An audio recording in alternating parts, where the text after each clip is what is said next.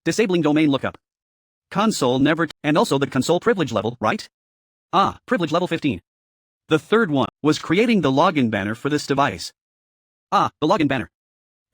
You still remember MOTD, right? The fourth one is creating and deleting passwords. There are 3 passwords. One is the console password. The second one is the enable password. The third one is the VTY password. How to create and how to delete them, right? The fifth one. We set the IP address on the interface. And checked the interface status. Right? The sixth one, we tested it. We used ping, right? Testing interface connectivity. Directly connected connectivity. The seventh one is configuring telnet. Then performing remote telnet management setup, right? Then the eighth one is saving the configuration. The ninth one is deleting the configuration. Okay, so that's about it for this lesson.